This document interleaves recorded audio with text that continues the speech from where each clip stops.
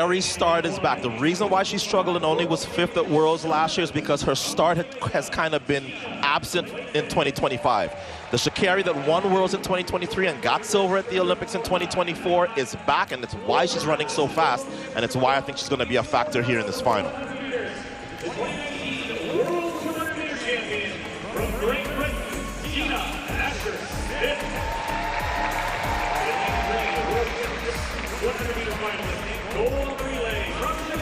Dina Asher-Smith of Great Britain, the British record holder at both 100 and 200, and of course she was world champion back in 2019, but somehow she does not have any individual Olympic medals. That's Chanel Smith, who she says she's having her most injury-free year. Here's Shacarri.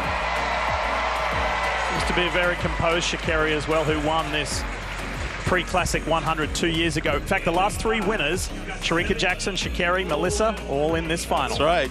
And here is the second fastest woman ever at 200 meters. Only Flojo is faster. In fact, she's been the most dominant 200-meter runner over the last few years. She has the second and third fastest 200-meter races of all time. Here's the world champion. What's the saying? Walk softly. Yeah. Carry a big stick. She's going to break out that stick here because I was really impressed about how she looked in that heat. And here's the collegiate record holder. She announced her presence with that NCAA win because 10:63 makes her the fastest in the world. And she's still just 20. Here comes Favour Ofili of Nigeria. She'll start in lane 8. She's run 10:87 for her best, but only 11:10 so far. I don't think you win this race, Lee, unless you run 10:7 or better. It's too much talent. And there's Shanti Jackson, daughter of Vershawn Batman Jackson, the 2005 world champion in the 400-meter hurdles. All she's done is break the high school record. She's the current high school record 100-meter holder. And look who is here. This was just a few moments ago. The legend, Shelly-Ann Fraser-Price, being acknowledged by the crowd here. And then South Carolina, the Gamecocks legend, Dawn Staley, multi-time NCAA championship winner, last couple of years runner-up with the Gamecocks. 2 iconic women athletes here as special guests to watch this Nike women's 100-meter final. Set. And away we go. The world champion gets a much better start than Adasia Hodge. And here comes Shacarri. Look at Shacarri Richardson and the world champion. Shacarri to the line. It's tight between Shacarri and Melissa. It may very well be Shacarri Richardson. No, Jefferson Wooden. It's a photo finish. Wow. That's how tight it was. What's the margin and who gets it? Oh, let's use her streak. I told you Shacarri is back to the form that saw her win the world title. And look at how close this was at the end. Remember, it's the torso across the line that's going to get you the win. If anything, Shacarri backed off a little bit with that hand gesture. This definitely was an exciting race, possibly one of the most exciting female 100-meter race so far this season. And yes, it was definitely a photo finish on the line. We have the world champions, both Shacarri and Melissa Jefferson, battling it out through the finish, and Adasia Hodge tried to come back at the latter end of the race, but didn't have enough room, I believe, to catch them, because Hodge, as we know, she is the fastest so far this season with 10.63 seconds, and that's the time that she ran at the semifinals of the NCAA championship. She ended up finishing second in that race.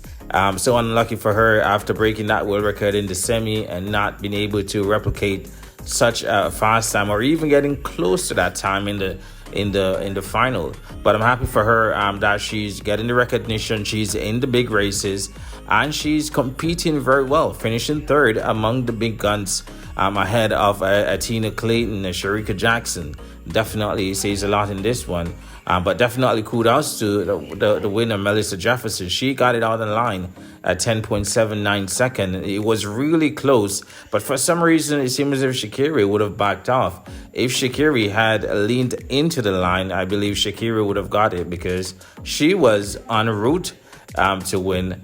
But for some reason, she didn't get her torso across the line first, and Jefferson did. But this was definitely an exciting race. It definitely lived up to the billing. I was expecting the Jamaicans in this one.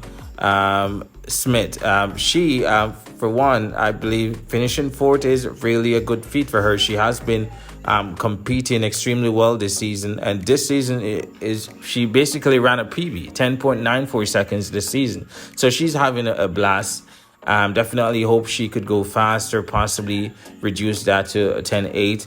So we are waiting to see if she will compete in any other races towards the ending of the season.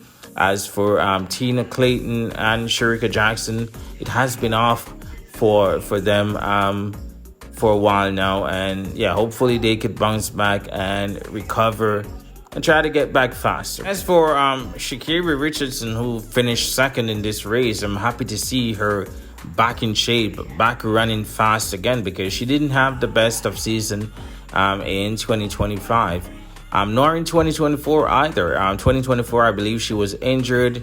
She was recovering in 2025, and with the controversies, getting arrested and so forth, would have derailed her from really competing how she would have wanted in 2025. So I'm happy to see her in 2026 competing and basically going up against the big guns, posing real challenge, because we know what she's capable of, and she is nowhere close to her best at this point. So hopefully she could get back to her best pretty soon, and hopefully she can dominate the track like she normally used to. As for Melissa Jefferson, it would seem as if she's taking the season off, even though she's competing, because she's not competing like she did back in 2026. It could be a case that she has lessened her workload. I'm not sure, but she's not far off though. But you can see that her dominance has cut back, because last season she was just blatantly running 10.6 with ease. But this season we're seeing where she's finding it a bit harder to crack that 10.8 barrier. This one she finished 10.78 seconds. A really good time, but she's finding it hard to run those time when it was way easier for her back in 2025. So but definitely it's an off season, so not expecting a whole lot, but hopefully she'll be fired up and ready to go in 2026, because when the athletes are in 2027, because when their athletes are at their best, we get the best races and the super fast times. But yeah, feel free to leave y'all thoughts on this one in the comments. Hope y'all like this one. This was at the Prefontaine Classic a few weeks ago, and yeah, this was a really, really exciting one.